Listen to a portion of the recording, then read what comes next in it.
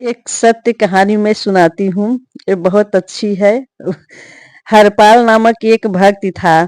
वह खूब भजन करता, साधना करता तथा कथा सुनता, लेकिन वह विवाह नहीं करता। जैसे मैं भजन करता हूँ, जैसा मैं भक्ति करता हूँ, जैसा मेरा भाव वैसा कन्या मिलेगी तब तो मैं विवाह करूँगा, नहीं तो मैं जीवन भी कुँवारा रह जाऊँगा। ऐसा हरिपाल जो है सोचते थे। तभी उनके एक रिश्तेदार आकर बताएं, तुम्हारे लायक एक कन्या मिल गई है। हरपाल जी बोले, क्या क्या उसमें कन्या के गुण हैं? उस कन्या ने शर्त रखी है कि मैं उसी से विवाह करूंगा जो 1,000 व्यक्ति को प्रसाद भोजन कराए और डेली उससे मैं जो है विवाह करूंगी। अब तब हरिपाल बोले, बस अब मुहूर्त नहीं, कल ही मेरा विवाह उस लड़की से करा दो। बिना मुहूर्त का मैं विवाह करने के लिए तैयार हूँ। मुहूर्त निकला, उनका विवाह दोनों लोग का हो गया। अब उनका शर्त था ये उनकी पत्नी का कि हर दिन 1,000 व्यक्ति को आप माने भोजन कराएं। अब वो डेली अपना भोजन कराते थे। पैतृक संपत्ति बहुत तो था, लेकिन उनके पास जो है कोई कमाई उमाई कुछ था नहीं। जो पुस्तकी चीज थी, गहने सोना चांदी, सब वही अपना खर्च करने लगे। ऐसे करते करते उनका जो है 1 साल 1.5 साल बहुत अच्छे से चला। लेकिन अब रखा हुआ धन कितना दिन चल सकता है? अब उनका धन सब खत्म हो गया। तब वो सोचे कि हम अब दुकानदार से कुछ उधार ले लेते हैं। अब उधार लिए, 2-4 दिना तक उधार लिए। दुकानदार बोले नहीं, बोले संपन्न है, पैसा दे देंगे। लेकिन 2-4 बार मांगे दुकानदार तो बोले कि हमारे पास पैसे ही नहीं है। तब उनका इज्जत मान सम्मान जितना था वो सब जिसके पास धन रहता है उसका सम्मान ज्यादा रहता है, जिसके पास धन ही नहीं रहता उसका सम्मान क्या, उन्हें हे दृष्टि से सब लोग देखने लगते। लेकिन वह किसी न किसी तरह से 1,000 व्यक्ति को भोजन कराते ही थे। एक दिन जो है वह बहुत दुखी हुए कि हैं भगवान, मैं तो अब संतों को क्या खिलाऊं, मेरे पास तो कुछ अब आत तो है नहीं। अब आप ही के कुछ मार्गदर्शन दिखाएं। तब अगर इंसान के पास पैसे वैसे नहीं रहता तो वह जो है गलत कदम उठा ही लेता है। तो वो जो है संपन्न लोग जो रहते थे उन्हीं के घर में, घर की रसोई में जाकर आटा, दाल, चावल, हल्दी, मसाला ये सब लेके आते, अपना भंडारा कराते और डेली संतों को भोजन कराते थे। ये तब सब सोचने लगे कि सोना चांदी तो जाता नहीं, बस यही कि रसोई का सामान चला जाता है। गली मोहल्ले में एक चर्चा की विषय हो गई। तब एक सब लोग अपने घरों में पहरा देने लगे। तब सोचे कि अब मैं क्या करूं? तब सोचे कि अब हम डकैती करते हैं। एक दिन जो है अपने गांव से काफी दूर पे एक जंगल पड़ता था, सुनसान जगह का रास्ता, वहीं पर जाके लेटे हुए थे। और भगवान सब देख रहे थे, लड्डू गोपाल। वो बोले कि हम अपने भक्त का परीक्षा जरूर लेंगे। वह अपना जो है भेष बना लिए, अपना पेट निकाल दिए, चुन्नी राख लिए, बुढ़ापा सा बन के, और अपने हाथ में जो डंडी लिए थे उसमें सोना चांदी हीरे जवाहरात कुल जड़े हुए थे। और पैर में सोने का जूता पहन के, चंदन लगा के अपना जो है वहां से निकलने के सोचे। तभी रुक्मणी बोली, प्रभु मैं भी आपके साथ चलूंगी। तो बोले कि नहीं, हम तो लूटेंगे, तुम भी लूट हो जाओगी। कहें नहीं, मैं तो चलूंगी तुम भक्त को देखने के लिए। कहें ठीक है। सेठ वो भी सेठानी के रूप में अपना सोना चांदी पहन के अपना निकली। अब उसी रास्ते से जा रहे थे जहाँ पर हरिपाल लेटे हुए थे। हरपाल देखे, बोले वाह, आज हमारा भक्तों का संतों को एक 100 10 साल तक हमारा जो है अच्छा खर्चा निकलेगा।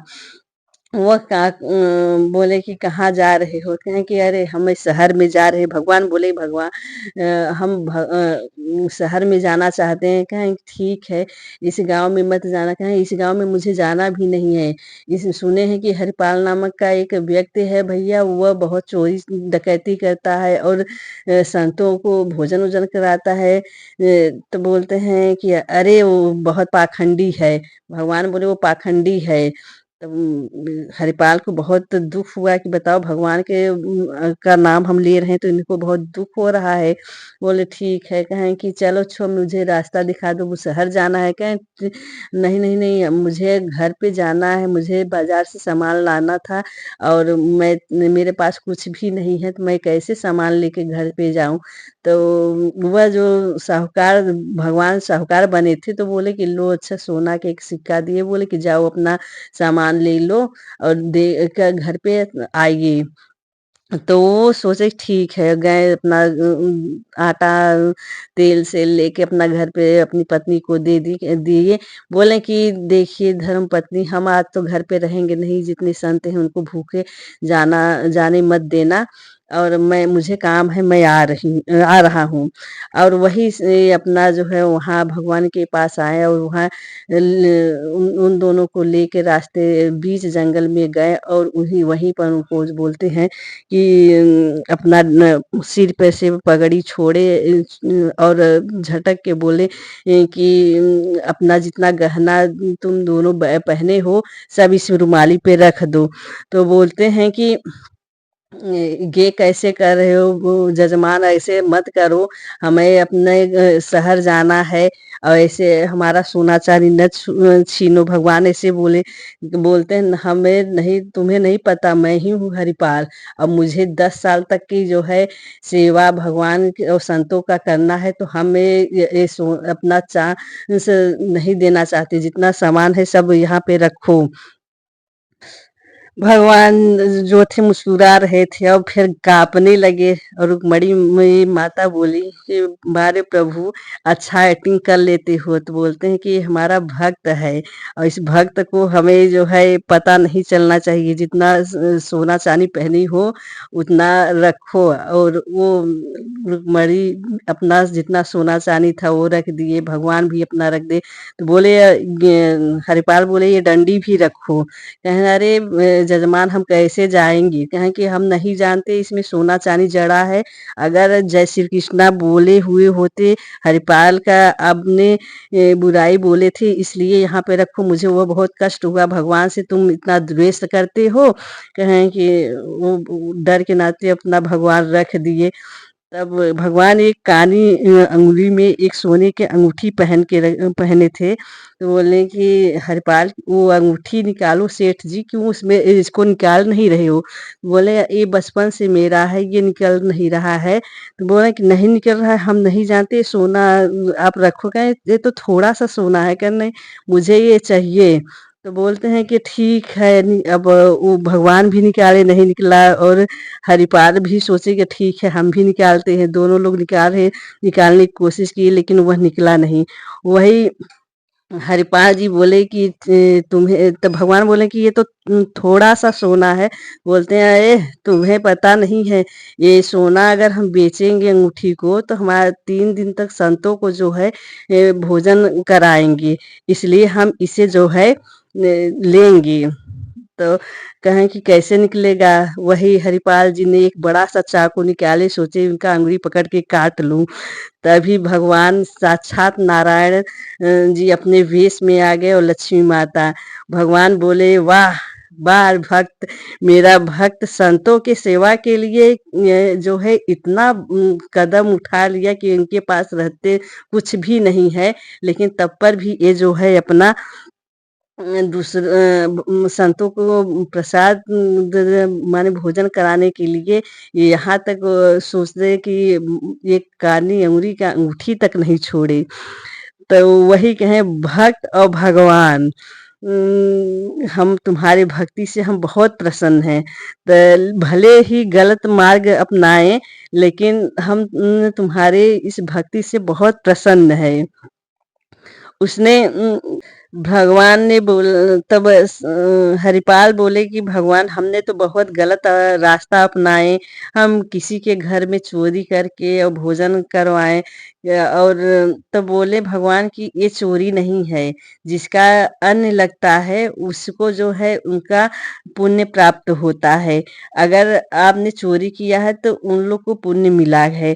तो वो भगवान हरिपाल जी ने भगवान के चरणों में गिर पड़े और रोने लगे लगे, हे प्रभु हमने तो बहुत बहुत पाप किया, बताओ हम अपने भगवान का अंगुली काटने जा रहे थे। बोले कि ये हम अपने लिए तो नहीं कर रहे थे, नहीं तो भगवान के लिए कर रहे थे, हम तुम्हारे भक्ति से बहुत प्रसन्न हैं।